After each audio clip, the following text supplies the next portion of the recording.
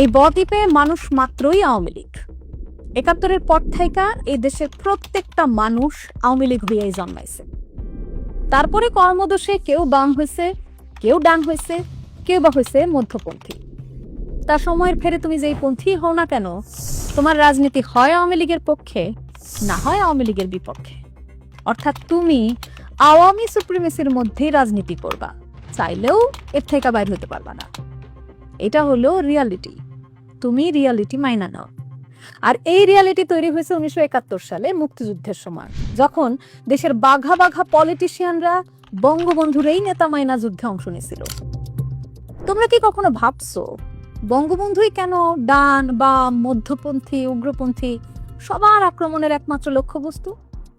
কেন নিজেরা বড় হইতে না পাইরা বঙ্গবন্ধুরে ছোট করার জন্য সবাই একাট্টা হয়ে যায়? কেন ধানমন্ডি ৩২ ভাঙার জন্য সুশীল, কমরেড, মোল্লা, মুজাহিদ সবাই একই বেকু মেশিনের তলায় আশ্রয় নেয়? দেখো, আওয়ামী লীগ নামক দলটারে বঙ্গবন্ধু তার নেতৃত্বের দামে কিনা নিছেন। আর ১৫ আগস্টের নির্মমতা বঙ্গবন্ধুর পরিবারের সাথে দলটার চিরস্থায়ী বন্দোবস্ত গইরাও দিছে। কোন শক্তি আমরণ চেষ্টা করেও বঙ্গবন্ধুরে আর আওয়ামী লীগরে আলাদা করতে পারবে না। আবার বাংলাদেশ থেকেও আওয়ামী লীগরে বিচ্ছিন্ন করতে পারবে না। ৭৫-এর পর থেকে বিগত ৫০ বছর ধরে অনেকেই এই চেষ্টা করে গেছে, কিন্তু ১৫ আগস্টের শক্তি সম্পর্কে তাদের কোনো ধারণাই নাই।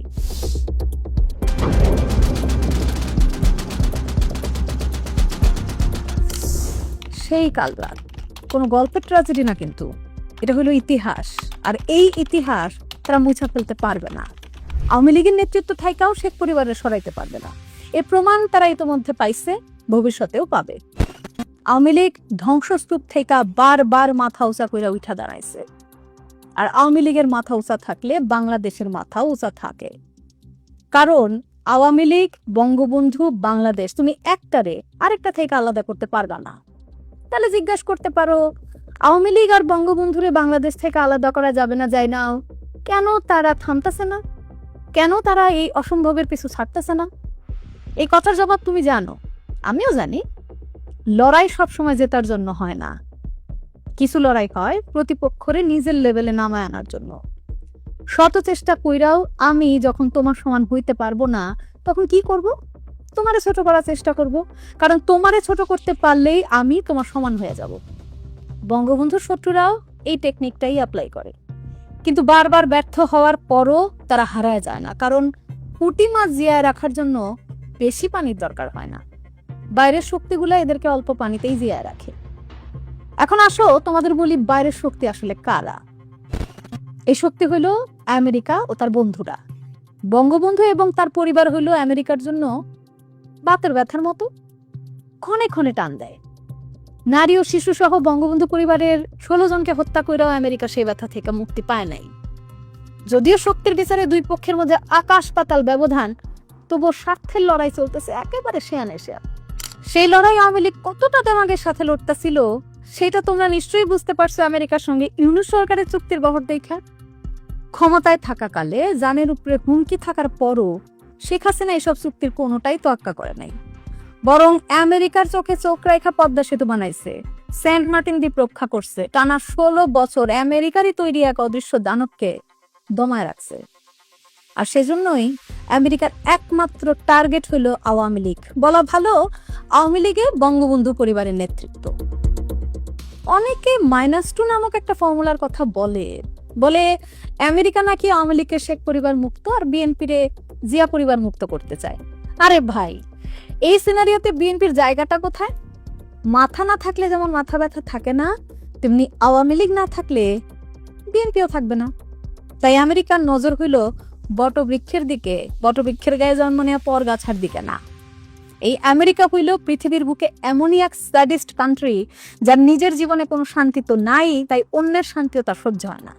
সারাক্ষণ তককে তককে থাকে, কার ঘরে একটু আগুন দেওয়া যায়, কার ঘরটা একটু লুট করা যায়। ইরাকের কাছে আমেরিকা তেল চাইছিল, ইরাক দেয় নাই। ফলাফল কি হইল? জনরুশকে গৃহযুদ্ধ বানাইয়া সাদ্দাম হোসেনকে হত্যা করা হইল। এখানে সাদ্দাম হোসেনের দোষগুণ কিন্তু বড় কথা না, বড় কথা হইল আমেরিকা কি চায় সেটা। একই ঘটনা ঘটছে লিবিয়ার সাথেও। মুয়াম্মার গাদ্দাফিরে একইভাবে গণ আন্দোলন ঘটায় জনসম্মুখে নৃশংসভাবে হত্যা করা হইল, কারণ গাদ্দাফিও আমেরিকারে তেল দেয় নাই। আর কদিন আগে ভেনেজুয়েলার প্রেসিডেন্ট মাদুরোর সাথে কি ঘটছে সেটা তো তোমরা সবাই দেখছো। ডেল্টা ফোর্সের একটা ব্যয়বহুল অপারেশনের মাধ্যমে মাদুরো ও তার স্ত্রীকে কিডন্যাপ কইরা আমেরিকায় তুলে নিয়ে যাওয়া হয়েছে। আর 75-এ বাংলাদেশের সাথে কি হয়েছিল? আমেরিকা শেখের বেটার কাছে সেন্ট মার্টিন চাইছিল, শেখের বেটা দেয় নাই। বঙ্গোপসাগরে একটা ঘাঁটি চাইছিল, সেটাও দেয় নাই। দেয় তো নাই, উল্টা পুঁজিবাদের কাউন্টার হিসেবে নিয়ে আসলো বাকশাল। তো আমেরিকার এটা সইবে কেন? কিন্তু সমস্যা হইল, যেহেতু বাংলাদেশের আশেপাশে তাদের কোনো ঘাঁটি ছিল না, আবার ভারতের মতো একটা দেশের উপর দিয়ে উইরা এসা বঙ্গবন্ধুরে তুইলা নেয়া বা হত্যা করাও সম্ভব ছিল না, তাই সেনাবাহিনীর ভেতরে দ্বন্দ্ব তৈরি কইরা বাজারে ছাইরা দেওয়া হয় বঙ্গবন্ধু বিরোধী ন্যারেটিভ, হাত কইরা নেওয়া হয় পত্রিকাগুলারে। তারপর তথাকথিত বিপথগামী মেজরদের দিয়া বঙ্গবন্ধুরে তার নিজ বাড়িতে সপরিবারে হত্যা করা হয়। কিন্তু বাইচা যায় বঙ্গবন্ধুর 2 কন্যা। বাইচা গেলেই কি, বাইচা থাকা হয়? 2004 সালের 21 আগস্ট শেখ হাসিনারও গ্রেনেড মাইরা উড়াই দেওয়ার চেষ্টা করা হয়। তারপর 24 জুলাই বিপ্লবের নামে যা হইল, সামান্য কোটা সংস্কার থেকে সরকার পতন হয়ে গেল। ওদের পরিকল্পনা ছিল শেখ হাসিনারেও হত্যা কইরা জনসম্মুখে ঝুলায় রাখা, আর সে কারণেই তার গায়ে ফ্যাসিস্ট ট্যাগ জুড়া দেওয়া হইল, যেন মুসলিনের মতো তারেও মাইরা ঝুলায় দেওয়া যায়। ঝুলা দেওয়ার কিছু নমুনা ঢাকার ওভারব্রিজে তোমরা দেখছো। যাই হোক, আমাদের মুক্তিযুদ্ধের পরম মিত্র ভারত 75-এ 15 আগস্ট বঙ্গবন্ধুরে বাঁচাইতে না পারলেও এই যাত্রায় শেখ হাসিনারে ঠিকই বাঁচায় নিল। রূপকথার আবাবিল পাখির মতো প্লেন পাঠাইয়া শেখ হাসিনারে নিয়ে যাওয়া হইল প্রবল নিরাপত্তায়। তোমরা কি একবারও ভাবছো এই দেশে মার্কিন সাম্রাজ্যবাদ বিরোধী এত এত বিপ্লবী থাকতে বঙ্গবন্ধু ও তার পরিবারই কেন বারবার আক্রান্ত হয়? কারণ শত্রুরা জানে বাংলাদেশের স্বার্থ রক্ষার রাজনীতি একমাত্র আওয়ামী লীগ ও বঙ্গবন্ধু পরিবারই করে। এক আওয়ামী লীগরে বারবার সর্বগুণ সম্পন্না দেবী দুর্গার ভূমিকায় অবতীর্ণ হইতে হয়। তারে যেমন সাম্রাজ্যবাদ বিরোধী লড়াইটা লড়তে হয়, তেমনি জনমত বিবেচনা কইরা মদিনা সনদের কথাও বলতে হয়। অবশ্য এর জন্য আওয়ামী লীগও কিন্তু কম দায়ী না। আওয়ামী লীগ কখনোই চায় নাই বাংলাদেশে আরেকটা জনপ্রিয় রাজনৈতিক দল বাইরে উঠুক, যারা মুক্তিযুদ্ধের স্বপ্ন ধারণ করবে। যা হোক, এই আলাপ আরেকদিন করবো না, আজ কথা বেশি না বাড়াই। পুরা জুলাই মাস জুড়ে তোমরা বুঝো নাই যে এটা সরকার পতনের আন্দোলন। শেখ হাসিনার পর কে দেশের ভার নেবে এটাও তোমরা ভাবো নাই। আমেরিকা কিন্তু এটা 20 বছর আগে ভাইবা রাখছিল। চিন্তা করে দেখো তো, 2006 সালে সাদ্দাম হোসেনরে হত্যা করা হইল, আবার একই বছর মোহাম্মদ ইউনূসও নোবেল পাইল। সে কি এমন করছে যে দুনিয়ার সব মিডিয়া তারে এত এক্সপোজার দিল? 24-এর 5 আগস্ট সরকার পতনের পর যখন কেউ জানে না দেশটার কি হবে, তখনই আমেরিকা দিল চেকমেট কইরা। ইউনূস সাহেব উইরাইশা সিন্দাবাদের ভূতের মতন আমাদের ঘাড়ে জুড়া বসলো, যেমন ইরাকে জুড়া বসছিল আইএস। গত 16 বছর ধরে যেসব নিষিদ্ধ জঙ্গি জিহাদিদের আটক করা হয়েছিল তারা ছাড়া পাইল। তার মধ্যে 2005 সালে 63 জেলায় সিরিজ বোমা হামলার কারিগর জেএমবি সদস্যরাও ছিল। জামাতের নেতৃত্বে মৌলবাদী গোষ্ঠী এখন ক্ষমতার কলকাঠি নাড়তেছে, অথচ তোমরা ভাবছিলা নতুন প্রজন্ম আইসা দেশ শুদ্ধ করে ফেলাইব। তোমরা রাজাকার আর রাজাকারের বাচ্চারা আলাদা ভাবছিলা, অথচ এনসিপি আর জামাত কিন্তু শুরু থেকে এক। তোমরা সরল মানুষ, বুঝতে পারো নাই।